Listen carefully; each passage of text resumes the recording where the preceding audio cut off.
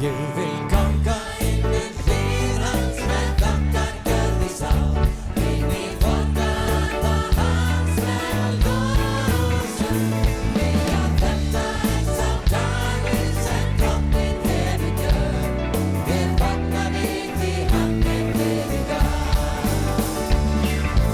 Hann gleði gaf, hann gleði gaf. Ég fagna við því hann gleði gaf.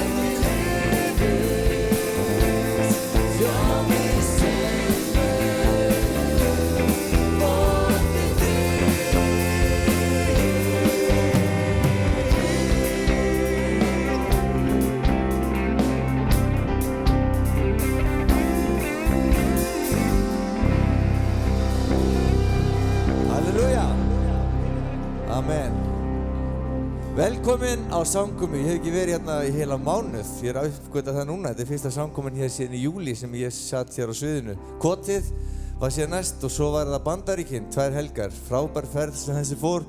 Hópur fór. Var ekki gaman? Þeim fannst ágætt. Við upplifðum margt, við fengum að lofa Guð saman með í hvítri messu og það sem voru bara svertingjar, það sem við stóðum upp og sungum og þau spilaðu á tambórinu og sungum með okkur. Við urðum vitni af risaflottum tónleikum í Madison Square Garden með 18.000 manns þar sem allir lofuðu Guð saman hástöfum. Það var alveg mögnuð upplifun og svo sungum við líka fyrir 2 amiskonur í húsi. Það var ekkert síðrað. Heilur Randi var ekkert síðri þar heldur en í þessum stóru samkomum. Hann er svo sannlega hér í dag og við ætlum að njóta þess að vera saman. Og við ætlum að syngja lag sem við sungum á kvotmóti sem við kenndum ykkur sem heitir Frelsi mitt og við ætlum að reyna að fá okkur með í það hér aftur í dag. Frelsi mitt, syngjum saman þetta lag.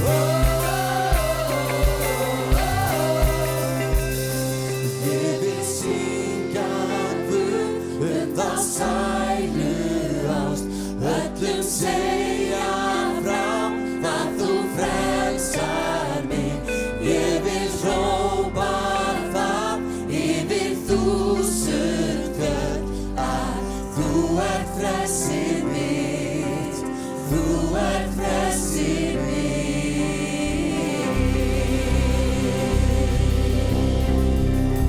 Halleluja. Amen. Þetta var svona næstu eins og í Arnarhóli í gær þegar ég var þar með stuðmönnum og var allir að syngja saman. Þetta var næstu eins gott hjá okkur. Aðeins færri. Ekki setjast alveg strax, ég sé að allir byrja að setjast. Er ekki gott að vera í Guðs hús í dag? Það búið að vera svo mikil gleði hérna í byrjun að viltu ekki gefa einhverjum 5 nálættir og segja Guð er góður? Velkomin í Guðs hús í dag.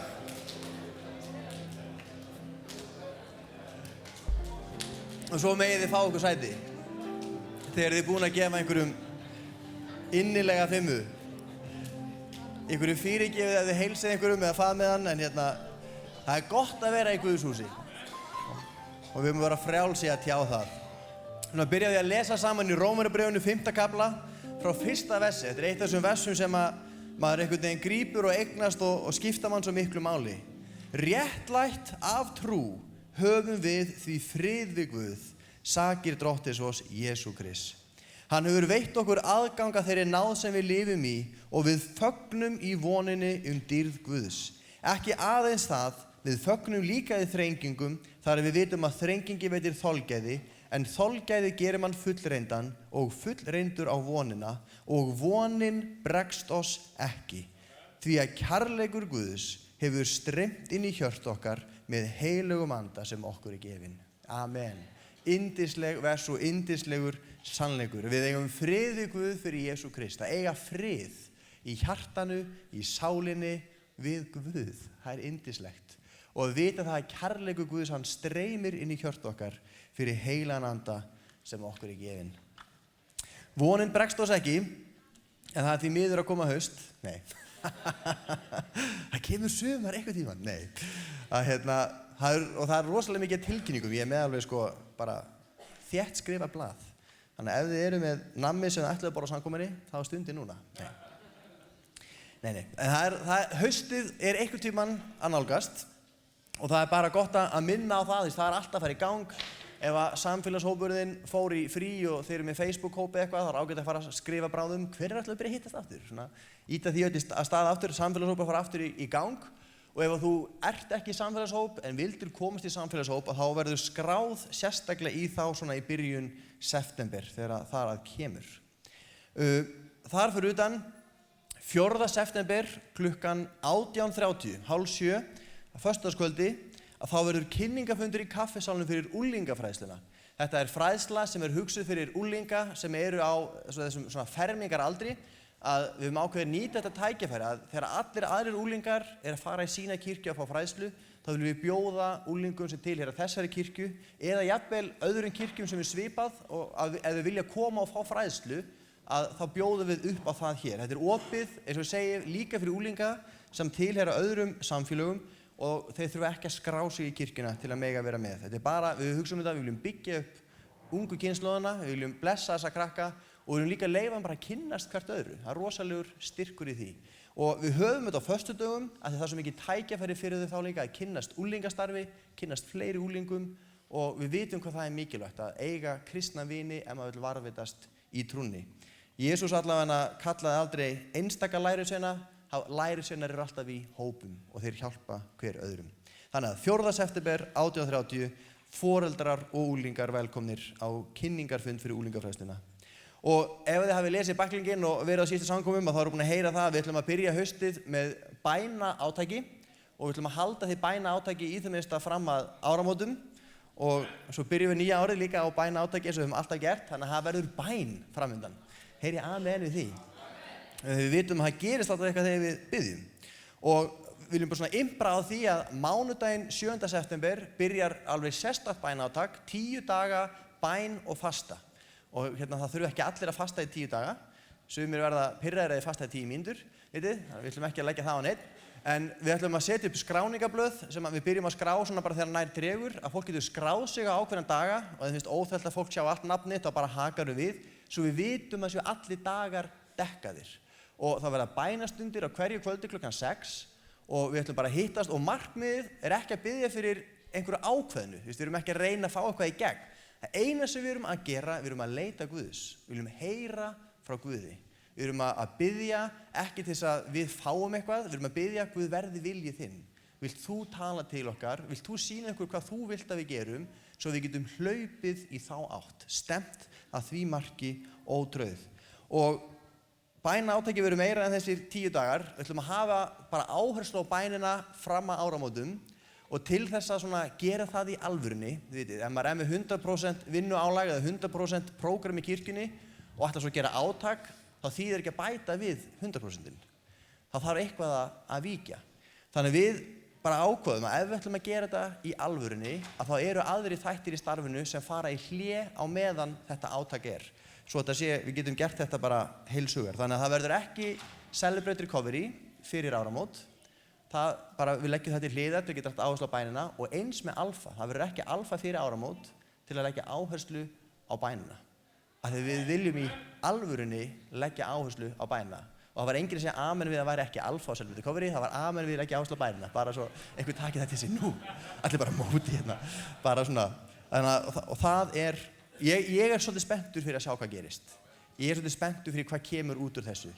Og hver veit, kannski verður þetta bara 20 ára bænaátak eða eitthvað. Já, ég veit ekki. Spennandi að sjá. Og síðan að öðru, það eru svo margar tilkynningar, ég að fara svolítið skipulega gegnum það. Ég með skeiðklukku uppi á mér, svo ég veit hvað ég tala lengi. Ég auglýsti síðast að það útsala í Jötunni. Hún byrjaði síðasta sunnudag og heldur áfram í dag.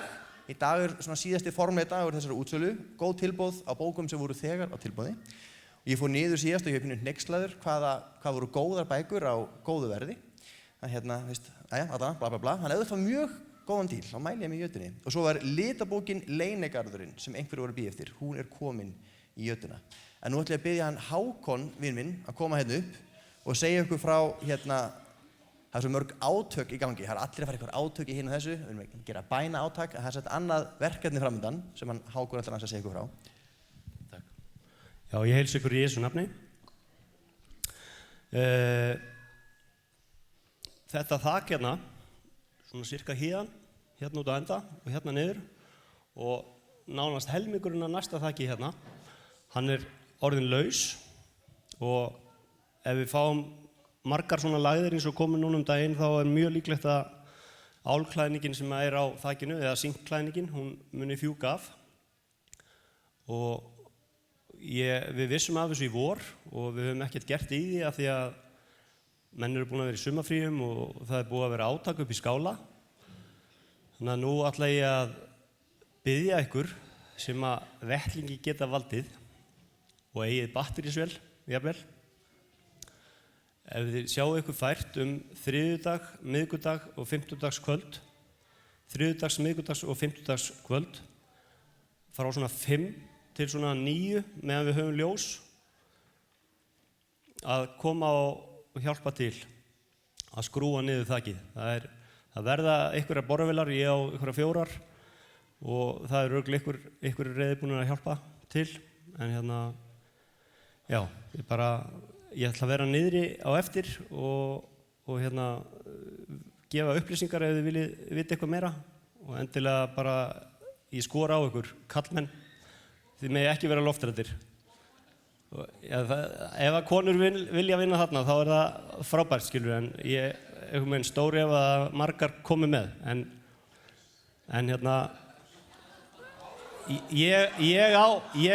það eru 4 konur í kringum mig og enginn af þeim myndi dressa sér upp, þannig að, en ef þið viljið, ég skora á konur að koma, amen.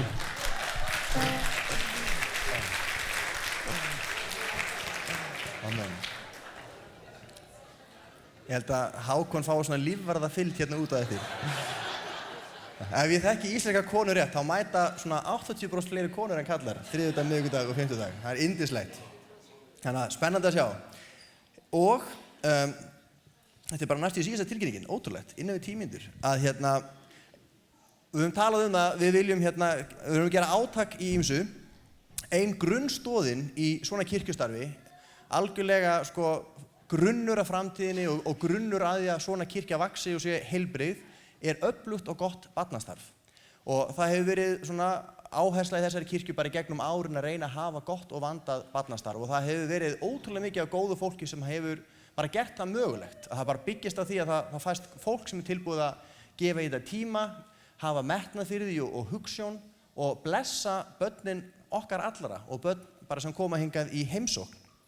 Og við erum núna að gera aftur svona átak, barnastarfið það eru breytingar, það verið að reyna að bæta aðstöðuna, reyna að gera þetta flottara og gera þetta meira aðlaðandi fyrir börnin og bara búa betur að börnunum okkar. Ég veit ekki ykkur en ég allan að þannig að mér eiginlega meira sama sko ef það fer illa mig svo lengi sem ég veit að fara vel börnin mín. Ég ekki fleiri en ég sem þannig. Að ég alveg til í að svona ýmislegt sko, ef ég veit bara að börnunum mínum líður vel. Og við viljum að hafa þannig í kirkjunni, að við erum allavega örugg þó svo að prédikunum mín verið leiðinleg, að þá gaman hjá börnunum. Börnin þurfa ekki að þjást með okkur, nei. Vitið, að börnin hafi það gott. Og ef þú hefur áhuga á því að taka þátt í þessu mikilvæga starfi, vitið, ef þú tala við kristið fólk og þegar hafa verið gerðar svona kannanir, hvað mótaði lífið þitt mest, hvaða manneskja hafði mest áhrif á göngu þína með Guði. Það er svona rosalega sorglegt, hvað voru fáir sem töluðum fósturmanni sinn, fáir sem töluðum einhvern predikara, rosalega margir töluðum, það var manneskja í barnastarfinu. Þegar ég var barn eða þegar ég var unglingur, það var manneskja sem var til staðar fyrir mig á erfiðum tíma. Manneskja sem var alltaf svo góð við mig, sem var alltaf svo hlý, alltaf bara gaf mér þessa ímynd að Guð hlýti að vera góður því mér leið alltaf svo vel í kirkjunni. Ef þú vilt taka þátt í barnastarfi, ef þú hefur hjarta fyrir því, þá verður hérna eftir samkomuna við upplýsingaborðið sem við rauða vegginn, eini rauði veggurinn í húsinu, og hann blasir við þú kemur niður. Þar stendur hún Karin við upplýsingaborðið og mun svara spurningum ef þú hefur áhuga á barnastarfinu og jafnvel taka niður nöfn ef þú hefur áhuga á að sækja að komast í barnastarfi. Það er ekki, við getum ekki tekið við endalaust af fólki en við viljum svona endilega bjóða upp á það. Þú ert hérna í dag og þetta er eitthvað sem þú hefur hjartað fyrir en aldrei einhvern veginn prófað. Þá endilega talaðu við Karinu eftir samkomuna og fáðu upplýsingar og leiðu Guði þess snerta í hjartaðinu ef hann er að banka á.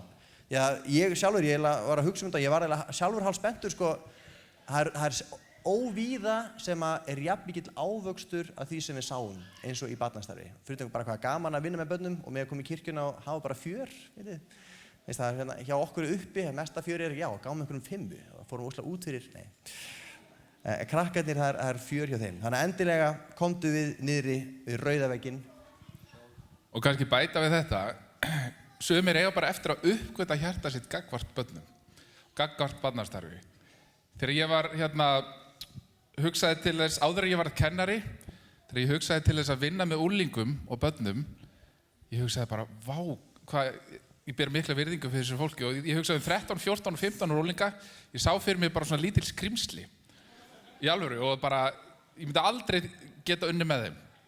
Síðan varð ég kennari og þetta er bara skemmtilegasta fólk sem fyrirfinnst og þvílík forréttindi að vinna með þeim. Þannig að kannski þarftu bara að gefa því tækifæri að uppgöta hjartaðið gagnvart í að vinna með börnum og uppgöta hvað það er stórkostlega gefandi að fá að taka þátt í þessu starfi. Amen. Amen. Ég hef engu þetta að bæta. Ég sé þannig aldurspil ennþá sem skrimsli, þannig að Guð þarf að eiga við mig. En það er komið að bænarefnum. Guð gefa okkur hjarta fyrir skrimslum. Nei. En ángríns, ef þú hefur bænarefni á þínu hjarta, þá máttu gefa til kynna með því að rétta upp höndina. Guð sér og Guð þekkir bænarefni sem að búa í hjörtum okkar og hann heyrir. Og ef þú hefur þakkarefni, þá væri gott að sjá það líka. Sjá hversu margar hendur einmitt. Það eru fullt af þakkarefnum að því að Guð heyrir og svarar bænum. Þannig við ætlum að fela þessa samkoma áfram í Guðs hendur og bænarefnin sem eru á hjörtum okkar. Drottinn minn, ég þakka þér fyrir að fáum að koma saman í Jesú nafni hér í dag. Þakka þér fyrir við fengið að gleðjast, við fengið að syngja og þú ert frelsi okkar. Við fengið að syngja að þú gefur okkur gleði, þú gefur okkur frelsi, þú gefur okkur frið. Og Drottinn minn, það bið ég í dag í Jesú nafni að allir sem hér eru inni megi fá að upplifa þinn frið. Megi fá að upplifa nærveru þína, upplifa gleði þína, upplifa að þú komir með þitt líf og þína nærveru, Faðir, í Jesú nafni. Drottinn minn, þú sást og þú þekkir bænarefnin bak við upplyftar hendur.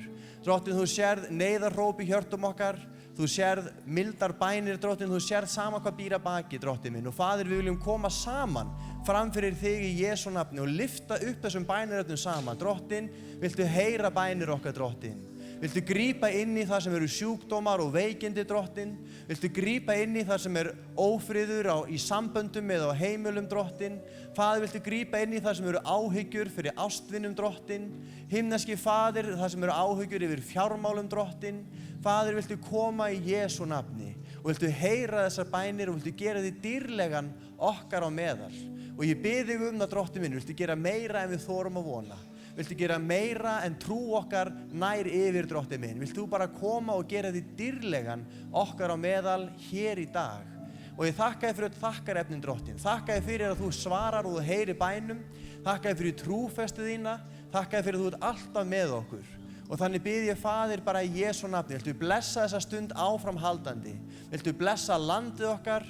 Viltu blessa náttúruauðlindir okkar, Drottinn minn. Viltu blessa þjóðfélagið okkar. Og vilt þú bara fá að starfa á meðal okkar í meiri mæli. Og ég bið þér, Drottinn minn, fyrir bæna átækinu sem framundan í haust. Drottinn minn, við þráum að fá að heyra frá himninum. Við þráum að fá að heyra frá þér, Drottinn, og við viljum ekki koma fram fyrir þig með þarfa eða óskalista. Við viljum koma fram fyrir þig og leita auglítið þíns, Drottinn.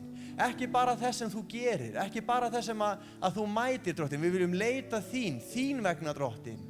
Við viljum kynnast þér, Drottinn. Við viljum heyra frá þér. Drottinn, viltu leiða okkur, viltu tala til okkar og bara komi ríkið þitt og verði viljið þinn á allan hátt, Faðir, í Jesú heilaga nafni. Amen og amen. Amen. Og nú komið að næsta lið samkomunnar þar sem að lofgjörðin heldur áfram, en við ætlum að taka líka fórn. Og Jesús kennir okkur það að við höfum ekki að safna fjársjóðum á jörðu, heldur frekar á himnum. Og ég ekki að biðja ykkur að setja bíllyklana í baukinn. Vitið, en Jesús kennir okkur það, þar sem að fjársjóður okkar þar mun hjart okkar vera. Og það svo mikilvægt að við lærum það að safna okkur andlegum auðæfum. Að leggja í það sem hefur eilíft gildi. Við höfum auðvitað að vera vitur í fjármálum okkar og sína ráðdeild, en Biblían kennir okkur þetta prinsip að við eigum að hafa sýn fyrir Guðs ríkinu og ekki bara biðja fyrir því, ekki bara tala það, heldur leggja hönd á plóginn. Og ég svo þakkláttur fyrir það hvað þessi kirkja hefur fengið að standa, fyrst og fremst vegna þess að fólkið í söfnunum hefur staðið með starfinu. Þegar svona kirkja starfar, það tvennt sem heldur okkur uppi, það tvennt sem keyrir okkur áfram, það bænin og það samstaðan, að við vinnum verkið saman. Þannig ég vil hvetja þig í dag til þess, bara að taka þessa ákvörðun að leggja inn í Guðs ríkið. Við þráum að fá að sjá kirkju sem blómleg, kirkju sem blessar. Þetta ekki svo að ég og Aron keyrum á bensum, veitir? Ok, kannski nú halda allir, ég sagði það? Nei. Þetta bara vegna þess að við þráum að sjá blómlegt barnastarf. Við þráum að hafa fyrsta flokks aðstöðu til að taka á móti nýju fólki.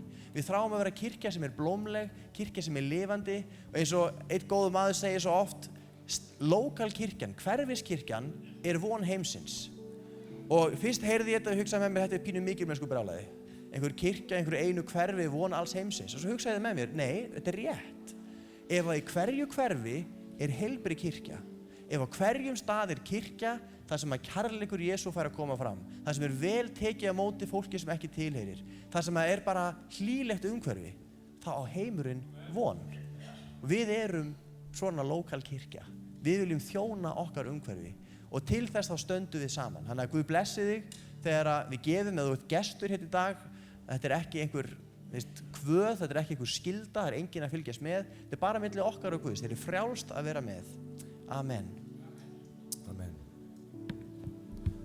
Við ætlum að syngja sálm á meðan fórnin Ég verð að segja fyrst frá einu.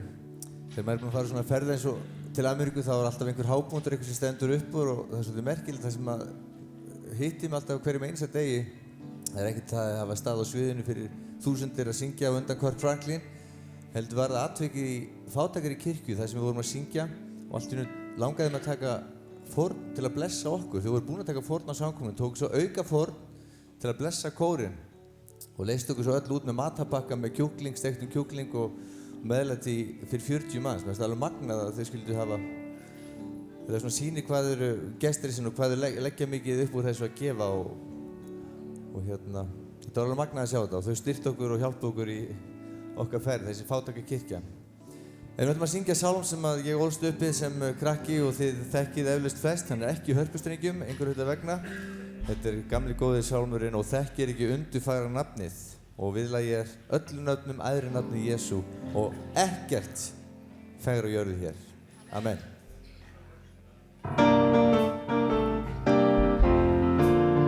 Og þekkir ekki undurfagra nafnið,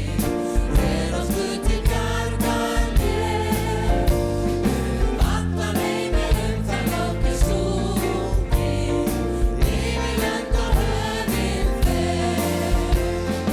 Öllum nöfnum æðri nafni Jesú og ekkert fegra jörðu hér.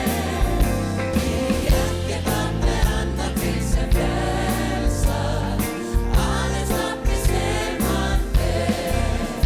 Það heitir ljóma mitt sem morgunstjarna, mitt í andar reynd og náð. Það veitir hug og vonar báli glæði, verði ljóst dauft og lágt. Öllum nöfnum æðri nafni Jesú og ekkert fegra jörðu hér. Því ekkert nafn annað til sem frelsar, aðeins nafnið sem hann ber. Það skelfir hjarta, flytur friðar væðu, færir ykkur sálum ró. Stormar æða sterkir mér í brjósti, stillta getur vind og sjó. Öllum nöfnum æðri nafni Jesú og ekkert fegra jörðu hér. Því ekkert nafn annað til sem frelsar, aðeins nafnið sem hann ber. Öllum nöfnum öðrum förlast ljómi, eigi virka Jesú nafn. Þess dýrðar ljómi munum aldrei aldrar, ævilega haldast jafn. Öllum nöfnum æðri nafni Jesú og ekkert fegra jörðu hér. Því ekkert nafn annað til sem frelsar, aðeins nafnið sem hann ber. Öllum nöfnum æðri nafni Jesú og ekkert fegra jörðu hér. Því ekkert nafn annað til sem frelsar, aðeins nafnið sem hann Amen. Við ætlum að taka smá lofgjöf áður en Aron kemur upp. Það var ekki víst hvort Aron myndi tala hér í dag. Konan hans alveg það bil að fara að eiga, og Gunnhildur, og við biðjum fyrir að það gangi allt saman vel hjá þeim þessa vikuna. Við ætlum að syngja saman 2-3 lofgjörlög og fyrsta lagið sungum við saman hér mikið áður fyrir og allt og sjaldan sungið í dag. Og þetta fjallar einfaldlega þetta nafn sem vorum að syngja áðan sem öðrum nöfnum æðra og það nafnið Jesú. Nafn hans dásamlegt. Nafn hans dásamlegt, nafn hans dásamlegt, nafn hans dásamlegt, Jesús Guðs son. Hann hef ég konung prýtt, grann svinna hlýðið sitt, nafn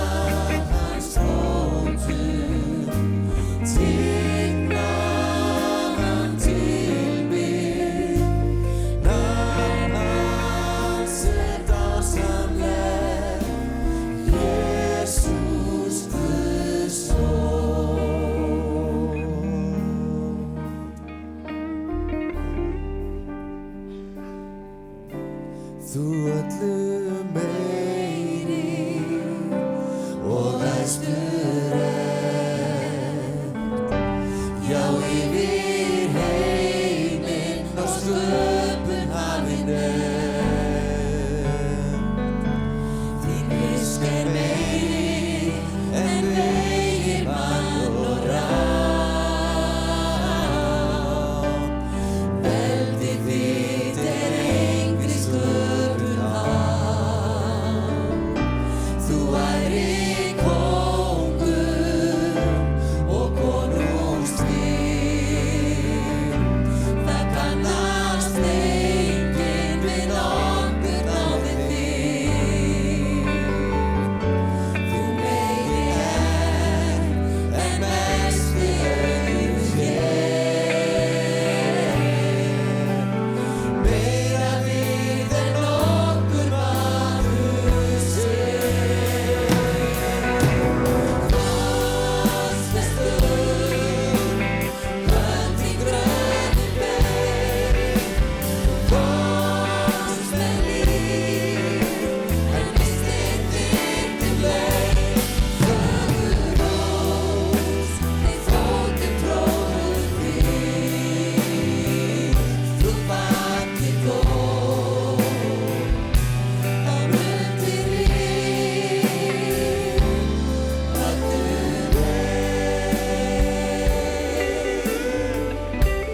Þú öllu meiri. Þú öllu meiri og æstur ert. Já, yfir heiminn og sköpun hafinn þín visk meiri en vegir mann og ráð. Veldi þitt engri sköpun háð. Þú ærir kóngur og konungstvið. Það kannast enginn við nokkur náðir þig. Þú meiri en mesti auðsér. Meira við en nokkur maður sér.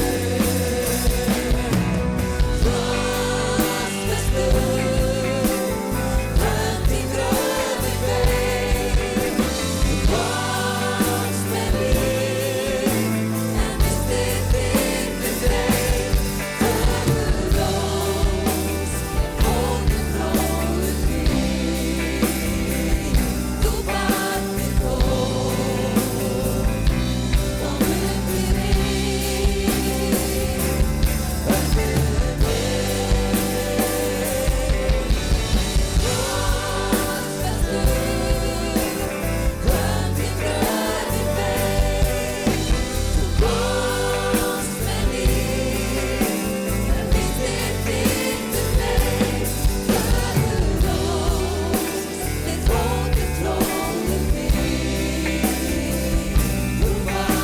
þó, á mundir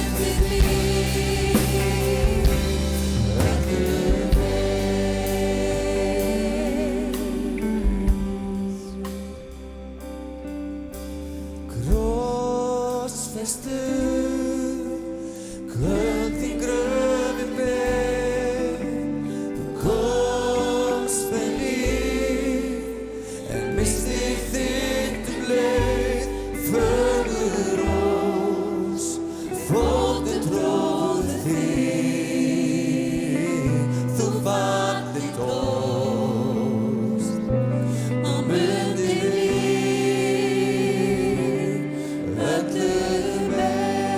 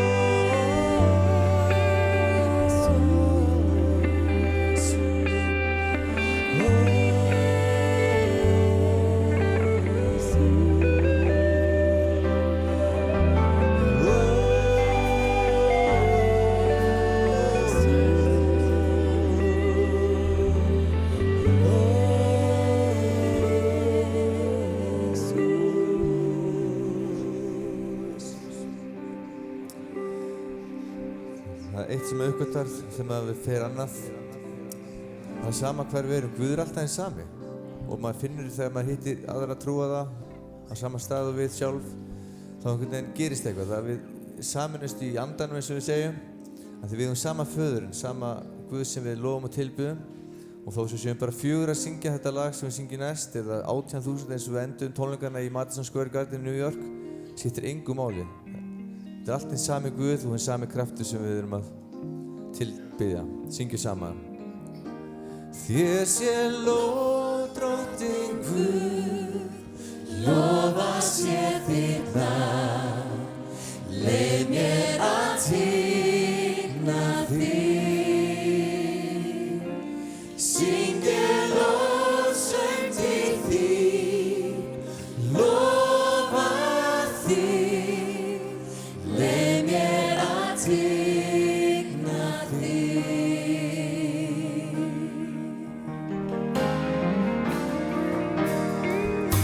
Sólin rís, dagur nýr samur. Ég syng þá lofsöng þinn á ný. Og hvað svo sem gerist, þá göngu þennan daginn. Leyf mér að syngja það til orðans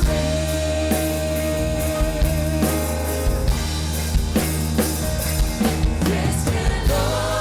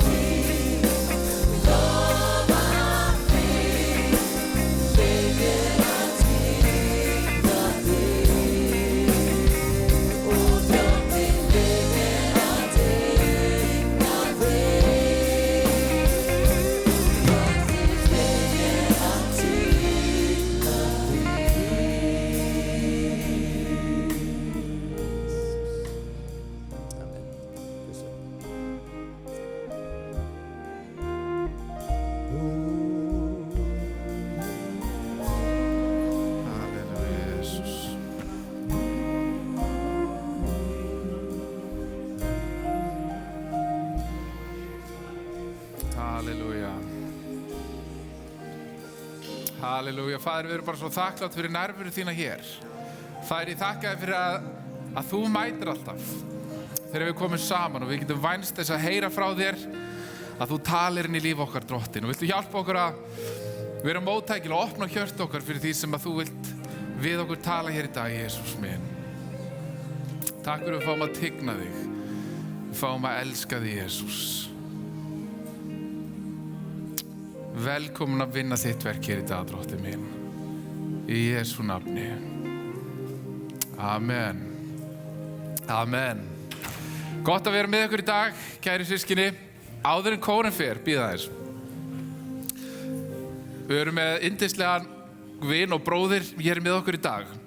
Hann er forstöðumaður í Vestmannaeyjum. Hann heitir Guðni. Stendur svo klettur með konu sinni Guðbjörgu og mér langar að heiðra þig, Guðni, fyrir starfið sem þið vinnið í Eyjum. Drottinn blessi þig. En hann á líka afmæli í dag. Og ég held að ættum að syngja fyrir hann. Hann er 40 og eitthvað. Syngi bara. Þú, já.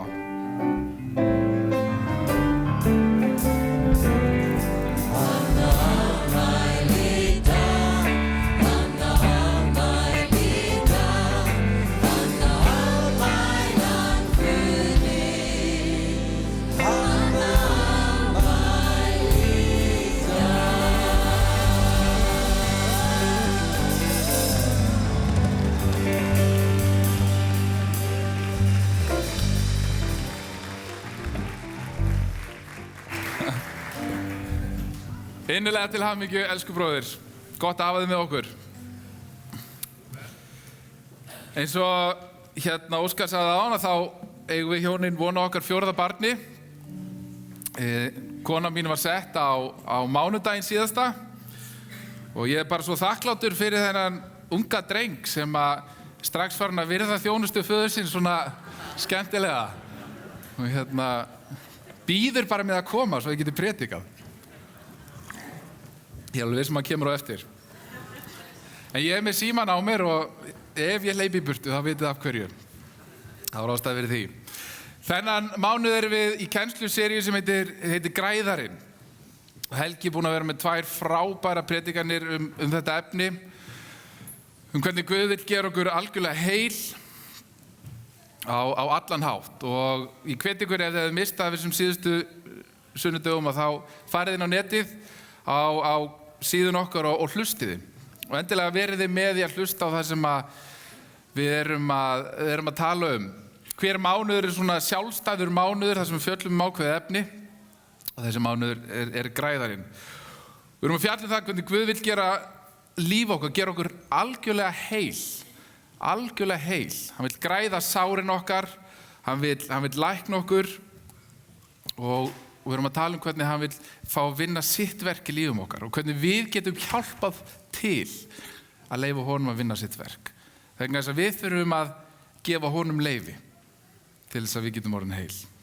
Þannig að hvort sem þú ert búin að vera kristinn í langan tíma eða stuttan tíma eða þú hefur ekki hugmynd um hvort þú sést kristinn eða ekki eða kannski telur þið vera það ekki, að þá tel ég að það sem ég er að tala um í dag geti gagnast þér. Og ég hveti til þess að hlusta með opnu hjarta og eru opin fyrir því sem að orðið vil tala til okkar hér í dag. Eftir ég komst á fullorðinsár, þá hef ég nánast eingöngu unnið með fólki. Ég byrjaði sem flokkstjóri í unglingavinnu 1 sumarið. Ég var lögga í 2 sumur. Síðan var ég kennari í 12 ár og búinn að vera forstöðumaður í 13 ár. Og nú hljóma ég alveg rosalega gamall. En margt af þessu svona overlappar svona telst saman. En ég hef unnið með fólki alveg endalaust og fengið að starfa með fólki alveg frá börnum eins og ég sagði áðan upp í fólk á gamansaldri og sennilega hef ég verið í samskipti við þúsunda einstaklinga á þessum árum. Og það er ótrúlega gefandi og merkilegt. Og ég fengi að tækifæri til þess að vera með fólki á bestu stundum lífs þeirra og á erfiðustu stundum og bara í svona þurrum hversdagsleikunum þar á milli. Þá hef ég fengið að vera með og kynnast og og ganga með fólki. Og það eru virkilega forréttindi. En það er ýmislegt sem maður sér í samskiptum sínum við fólk og það er ýmislegt sem maður fær að læra og kynnast mannlegt eðli. Hvaða þættir það eru sem hafa áhrif á líf okkar og tilfinningar okkar og líðan okkar og hvernig við bregðumst við hlutunum. Og hvernig við tökum á móti tækifærum og hvernig líf okkar í heild sinni er. Og það er ákveðin þáttur sem við langar að tala hér í dag sem að hefur kannski meir en flest annað áhrif á það hvernig líf okkar getur orðið og hvort við stöðnum eða hvort við stoppum í þroska okkar.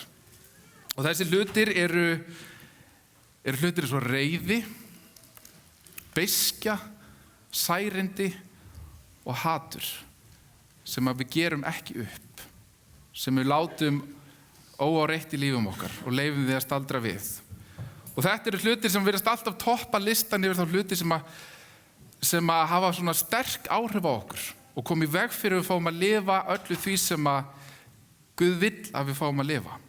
Og það er alveg ótrúlegt að þegar maður skoðar Nýja testamentið og þegar ég var að undirbúa þessa predikun, hvað Jesús talar mikið fyrirgefningu. Að fyrirgefa. Og mér langar að tala það í dag. Mér langar að tala fyrirgefningu. Þetta kann að vera erfitt fyrir suma, þetta málefni, vegna þess að sumir hafa upplifað alvarleg særindi og upplifað svo erfiðum stað. En ég hveti til þess að hlusta með opnu hjarta og taka á móti því sem að ég trúi því að Guð vilji tala við þig í dag.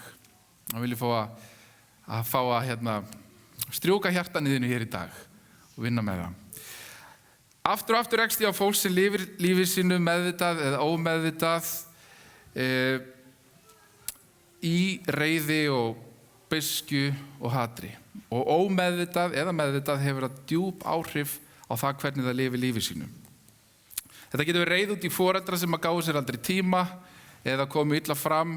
Þetta getur verið reið út í skólafélaga sem gerðu lífmanns ömurlegt í skóla, lögðu mann í einelti. Þetta getur verið reið út í yfirmann sem að rak mann eða kom illa fram. Þetta getur reiði út í maka sem fór frá manni.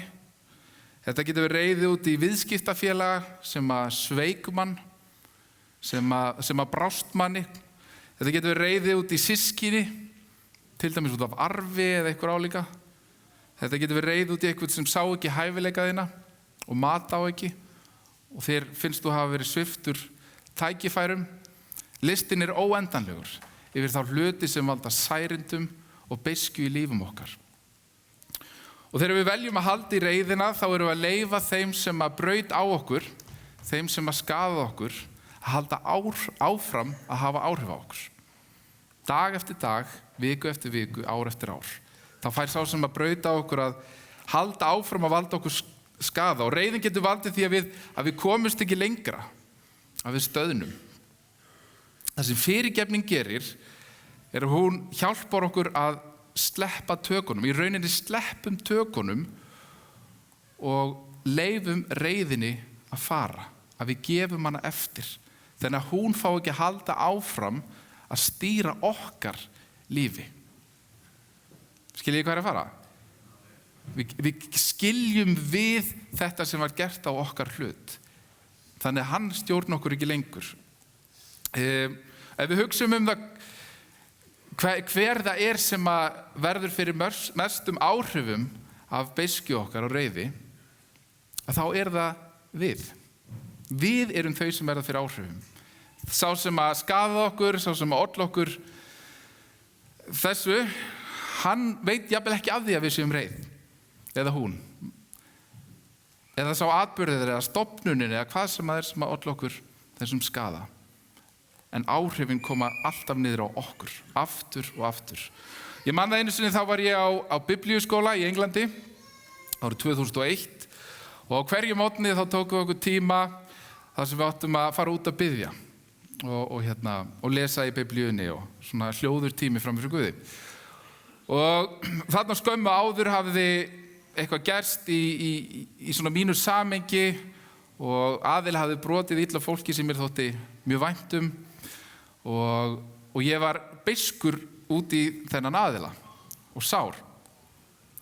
Hafði ekki brotið beint gagnvart mér en svona þetta hafði áhrif á mig. Og þegar ég fór út að biðja að þá fann ég alltaf að ég gat ekki beðið. Það var alltaf eins og það færi gegnum þennan aðila. Alltaf fór ég að hugsa hann og það stoppaði mig frá því að biðja. Og það tók mér svolítið tíma að átta mig á hvað var í gangi. Að ég þyrfti að fyrirgefa viðkomandi. Ég þurfti að gera upp í hjarta mínu mitt hugarfar gagnvart þessum aðila. Ekki af því að það var alltaf lagi sem hann gerði, alls ekki, heldur af því að ég þurfti að gefa það upp í mínu hjarta. Og ég gerði það tók smá tíma. Ég þurfti nokkru sinnum að fara í gegnum þetta með Drottni og velja fyrirgefunum. En þegar fyrirgefningin var komin, að þá kom líka bænalífið algjörlega með. Vegna þess að þá var þetta ekki blokkering þar á milli. Og ég varð laus undan þessum hugsunum. Og ég fyrirgaf af heilu hjarta. Amen. Þannig að þetta virkar svona. Við gefum fyrirgefningu. Og eina leiðin til þess að losna við afleiðingar, beiskju, reiði og allra þessar hluta, það er að fyrirgefa. Og ef við hugsum þetta orð, hvað það þýðir, að þá er þetta samsett orð fyrir og gefa. Þannig að við gefum þetta. Við afhendum fyrirgefningu. Og þegar við gefum eitthvað, þá er það ekki alltaf af því að viðkomandi eigi það skilið. Við erum sammála því. Þegar við gefum börnunum okkar gjafir, þá er það ekki alltaf af því að þau eiga það skilið. Kannski var bara frekjukast 10 mínútum áður. En við gefum það samt. Og það er það sem við gerum með fyrirgefningu. Við gefum hana. Ekki til þess að vænta einhvers tilbaka frá hinum aðalunum, heldur vegna þess að það er rétt. Og það leysir okkur. Það brýtir þá fjötra sem að halda okkur. Og við verðum algjörlega laus. Stundum þegar fólk biðst afsökunar á einhverju þá segjum við, og ég held að við könnumst flest við þetta, einhver kemur til okkar og segir fyrirgefðu, þá segir já, nei, þetta var allt í góðu lagi maður, engar áhyggjur. Og það er oft bara ekkert satt. Það var ekkert í lagi. Og við erum ekki, þegar við fyrirgefum, þá erum við ekki að segja eitthvað hafi verið í lagi. En við erum að segja takk fyrir að koma og ég meta við þig og já, ég ætla að fyrirgefa þér. Ekki af því að það var í lagi, heldur vegna þess að ég vel að gefa þér fyrirgefningu. Og ég leysi þig undan þessu, þú skuldar mér ekki neitt lengur. Ok? Og þannig verður við laus og þannig verður við frjáls. Fyrirgefning felur það í sér að við ætlum ekki lengur að burðast með skaðan.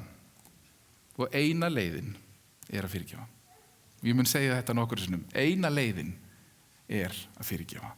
Eina leiðin er að fyrirgefa. Á sama tíma þurfum við að vera fús til þess að skoða og viðurkenna og biðjast fyrirgefningar á okkar hlut í því sem hefur verið brotið okkur. Og það er oft þannig, það er ekki alltaf, en oftast er það þannig, eins og segir í máltækinu, sjaldan veldur einn, þá er tveir deila.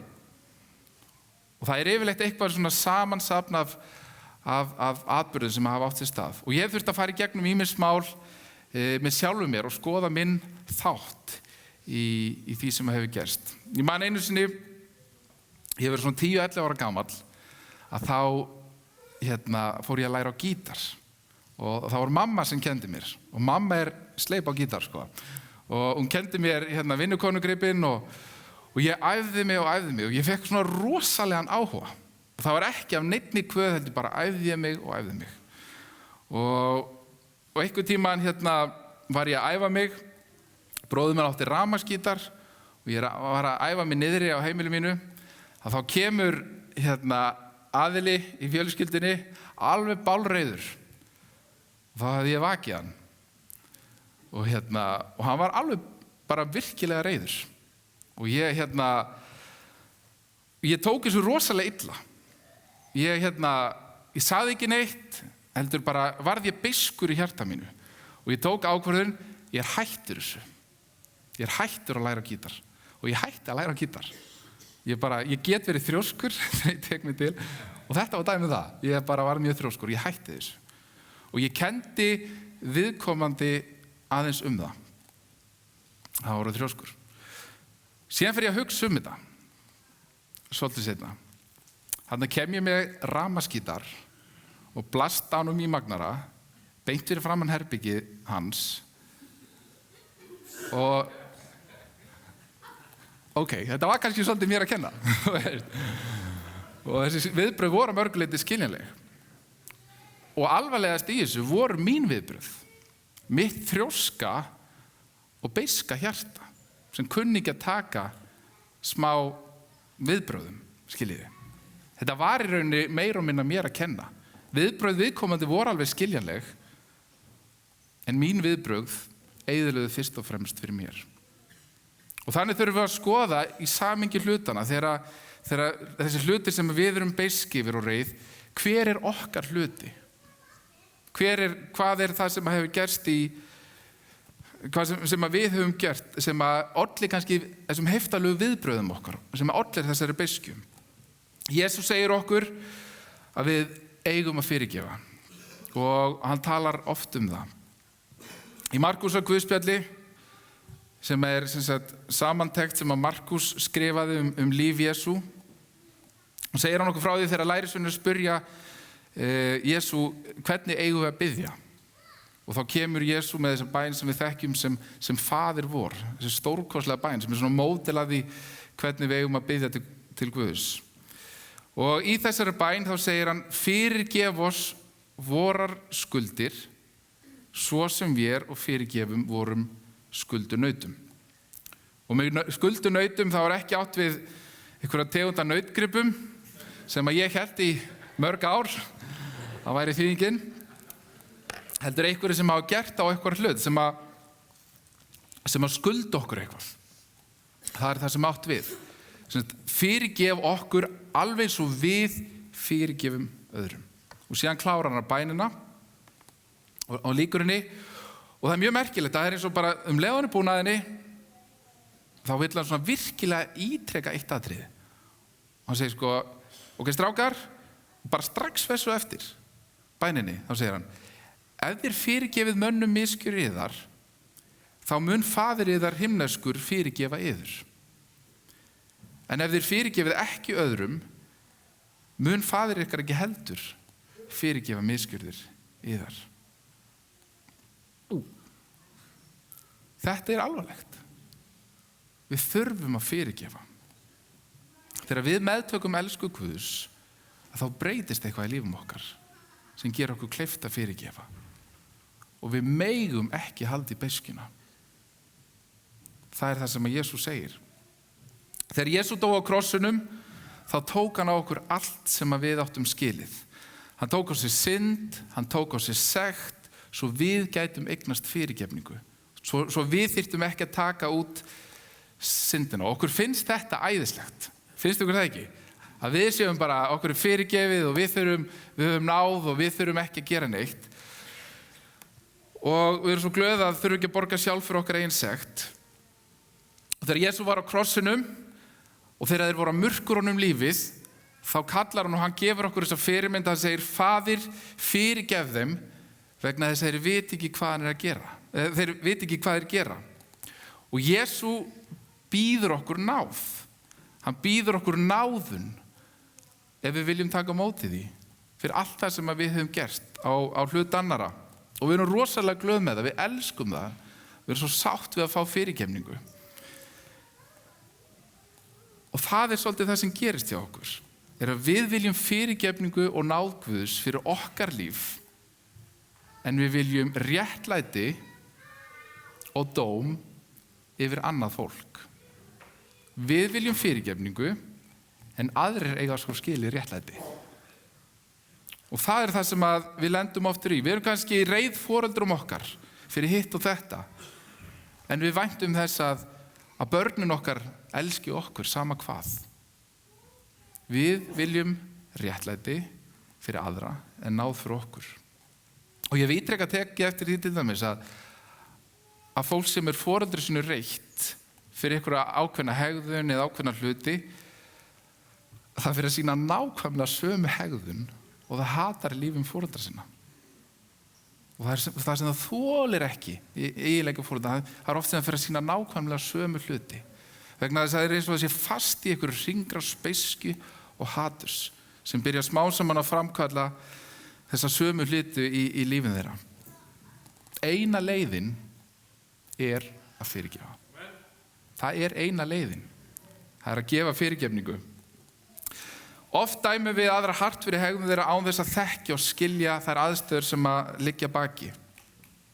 En þegar við gerum eitthvað þá erum við vasana full af alls konar réttlætingum og afsökunum fyrir okkar hegðun. Og þar er ég sekur. Þar hef ég þurft að iðrast, ítrekað.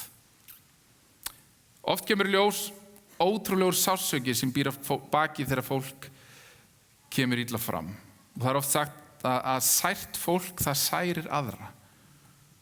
Og ef við erum sár, ef við eigum hluti í lífum okkar sem eru ekki uppgerðir, þá erum við oft eins og naut í glerhúsi sem að særir hjá okkur. Vegna þess að við höfum ekki skilið og við höfum ekki meðtekið fyrirgefninguna.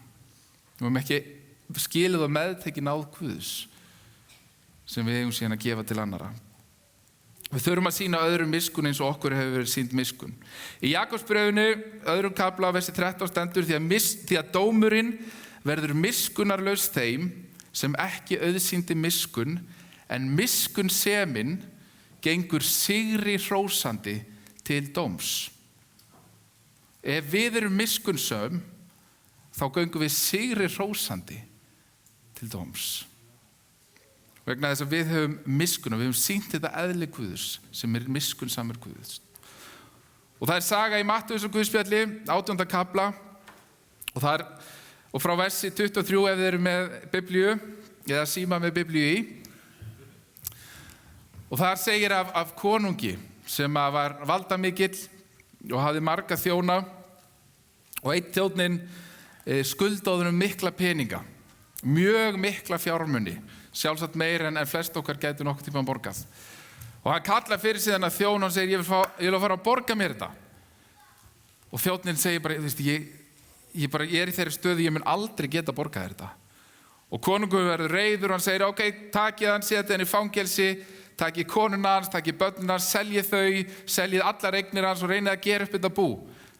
Ég ætla að fá þessa peninga tilbaka. Og þjónninn bara grátbiður hann, bara nei, þú veist, viltu miskunna mér? Viltu miskunna fjölskyldu minni? Og svona þegar hann grátbiður þá sér konungurinn að sér og finnur til vorkunnar. Og hann segir, jæja, þetta er sennilega rétt. Þú munt aldrei geta borgað þetta og ég ætla bara að fyrirgefa þér. Ég ætla bara að gefa þér upp þessa skuld. Farðu, þú skulda mér ekki neitt. Þú ert algjörlega búin að gera skuld þín uppgerðið mig. Og hann verður náttúrulega rosalega glaður. Ég myndi ykkur það, þið fengið bara húsnæðislánið og yfirdráttun og allt bara uppgefið á 1 mínútu.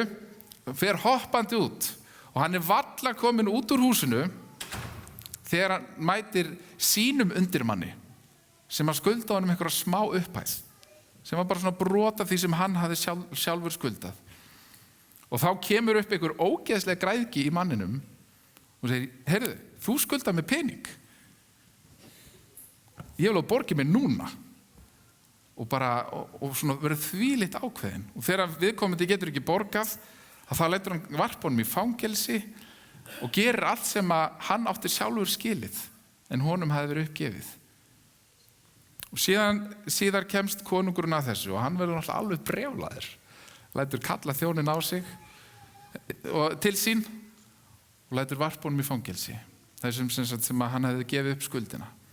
Vegna þess að hann sýndi ekki miskunn.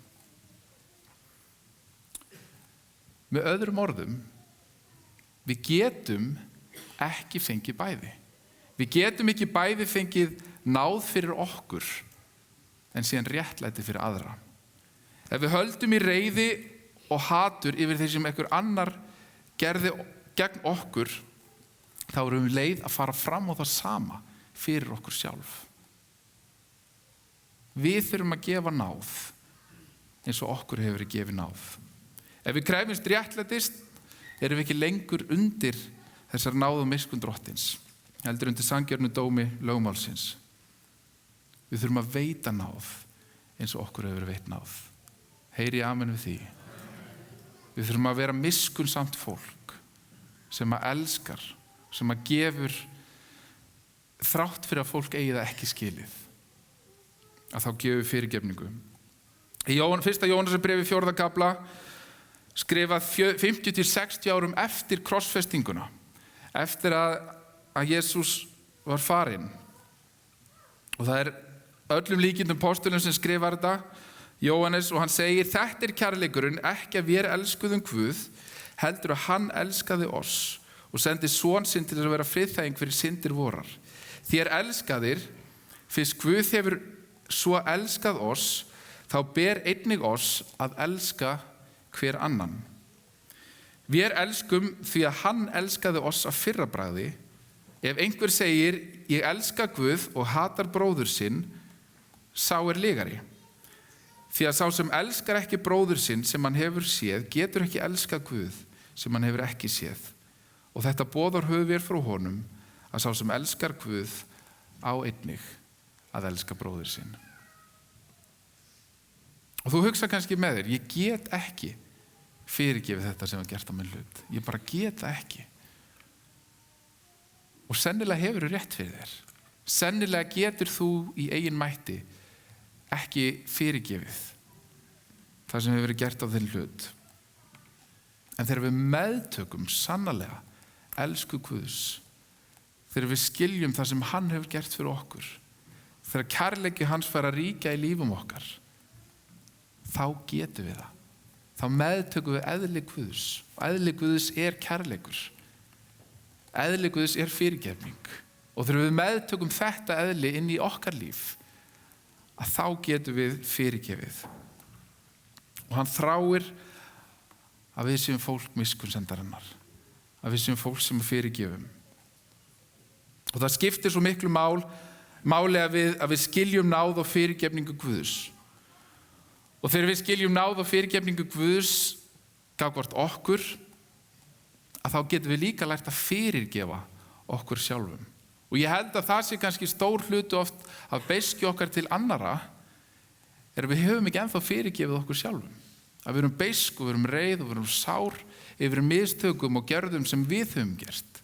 Og það kemur út í viðbrögðum okkar gagnvart öðru fólki, í beiskju og hatri til annara. Og Guð vill að við lærum að fyrirgefa okkur sjálfum, að við lærum að elska okkur sjálf. Ekki að vera sjálfselsk, það er annað, en að við lærum að elska okkur sjálf, alveg eins og hann elskar okkur. Og þegar við skiljum fyrirgefningu Guðs gagnvart okkur, að þá getum við ekki haldið í hatrið. Að þá getum við ekki haldið í beiskjuna. Heldur lærum að fyrirgefa. Ég ætla að vera hreinskilinn við ykkur. Ég hef ekki upplifað það að það hefur brotið hræðilega gagnvart mér. Eitthvað svona rosalega stórt sem hefur algjörlega mótað líf mitt. Ég hef ekki upplifað það. Ég hef ekki upplifað djúp særindi. Ég hef auðvitað eins og allir aðrir verið reglulega særður og það verið sagt leiðilegt við mig og eitthvað svona brotið gagnvart mér, en allt svona sem er tiltölulega auðvelt að gera upp. Þannig ég hef ekki gengið í gegnum reynslu þess að þurfa að fara í gegnum mjög djúpt fyrirgefningarferli. Og það hefur ekki verið mitt hlutskipti. En ég hef fengið að ganga með fólki sem hefur þurft að ganga í gegnum þessu gangu. Ég fengið að ganga með fólki sem hefur sært svo djúpt, sem hefur haldið í beiskju og reiði og hatur. Og það hefur haft svo djúpstæð áhrif á líf þess að það hefur ekki komist áfram, vegna þess að allt þeirra líf mótast af því sem gerðist, af því sem einu sinni átti sér stað. Og það kemst bara ekki lengra. Aftur og aftur fer það á mis við tækifæri. Aftur og aftur fer það á mis við möguleika, vegna þess að beiskjan heldur því niðri. Og síðan hef ég fengið að upplifa það í lífum fólks, að þeirra fyrirgefningin fær að komast, þeirra fólk upplifir elsku Guðs og fyrirgefur, hvernig bara allt verður öðruvísi. Hvernig fólk verður algjörlega frjálst og nær að halda áfram, nær að lifa því lífi sem að Guð ætlaði að fara. Og það þrá ég fyrir þessa kirkju, fyrir okkur sem einstaklinga, að við fáum að vera fólk sem að sleppur tökunum af beiskjunni. Oft er þetta litlir hlutir. Oft er þetta hlutir sem að jafnvel munum ekki einu sinni hvar byrjuðu, hvað orsakaði þetta. En við erum samt reið. Við vitum ekki alveg af hverju. Og mér langar að segja að það er komið tími til að við sleppum þessu. Það er komið tími til þess að við losum okkar undir valdi beiskju og reiði á öllum sviðum lífs okkar og verðum algjörlega frjáls. Óvinurinn, hann vill halda okkur á þessum stað. Hann vill halda okkur í fjötrum. Hann vill ekki að við upplifum allt það sem Guð hefur fyrir líf okkar. Hann veit alveg hvað það gerir þegar við erum föst í fjötrum beiskju og haturs og særinda. Þar vill hann halda okkur. En Jesús vill að við fyrirgefum svo við brjótum þessa hlekki á okkur, svo við verðum frjáls. Óvinurinn vill líka að hér í kirkjunni sé sundrung. Hann vill að það sé óeining á milli bræðra og systra. Hann vill að við minnumst þess hvað ykkur gerði okkur hérna í kirkjunni. Hann vill að við minnumst þess hvernig þessi kom fram við okkur hérna einu sinni. Og hann er alltaf að minna okkur á það. Og þess vegna verðum við að slá vopnin úr hendi óvinarins og gefa fyrirgefningu. Að gera upp særindin. Svo þessi eining á meðal okkar. Og í kirkju þar sem er eining, það er ekkert sem getur stöðvað þannig kirkju.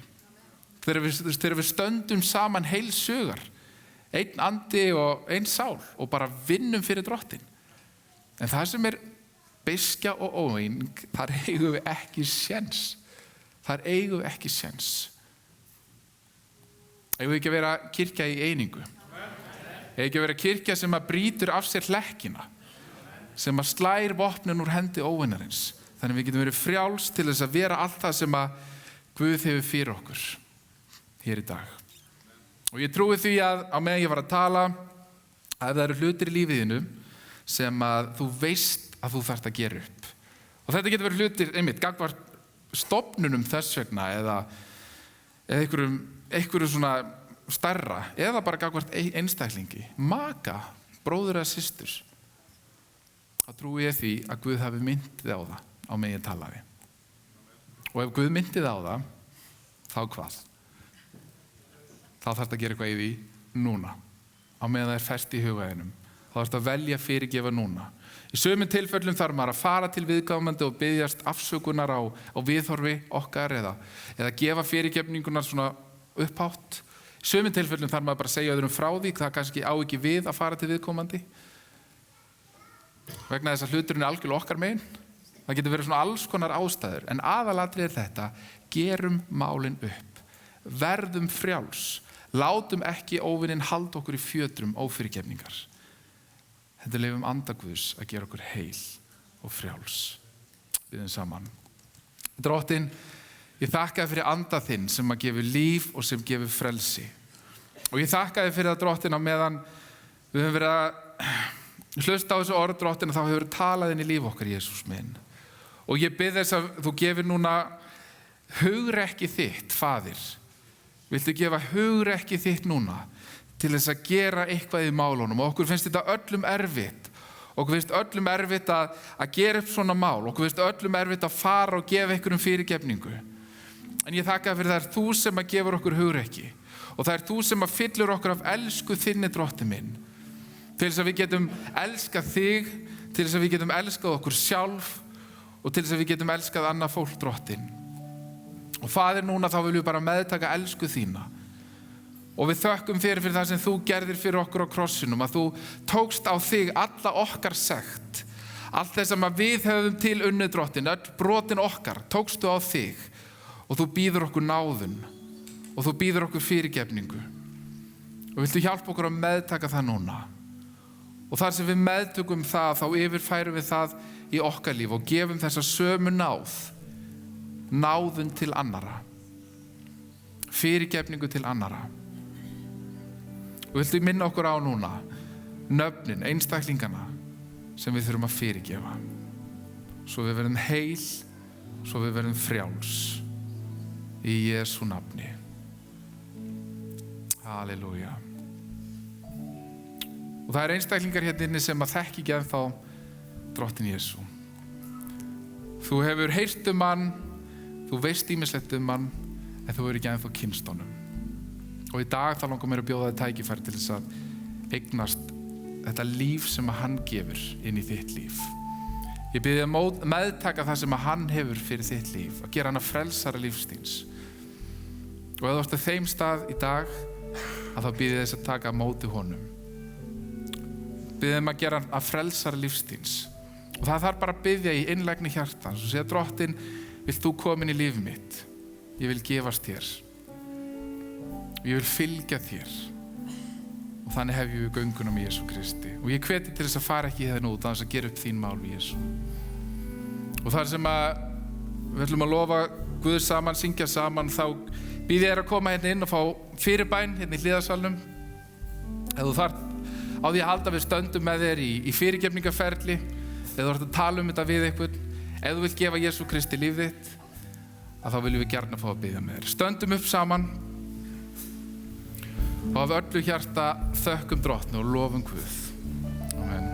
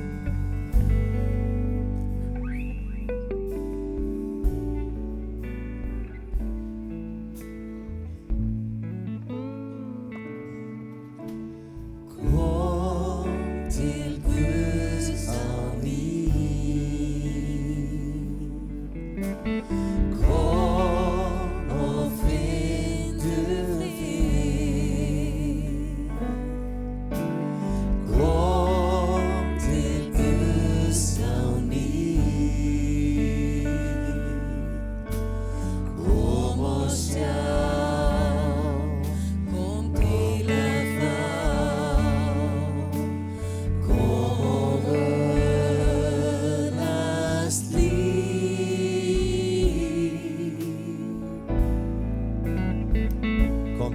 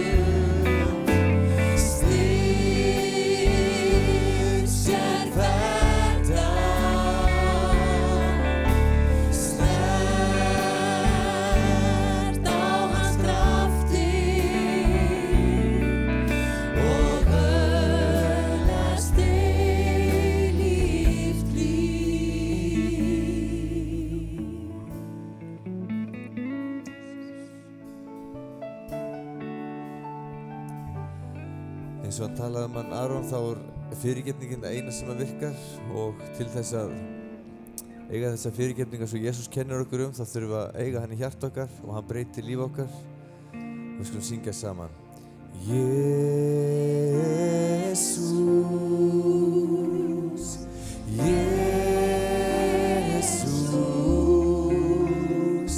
lífinum breytir þú, læknar mig gefur víst og trú.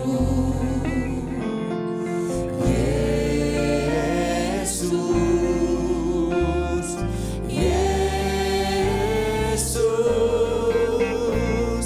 þú gafst þitt líf svo lifa ég fæ, ég þakka þér, líf mitt ég gef þér nú.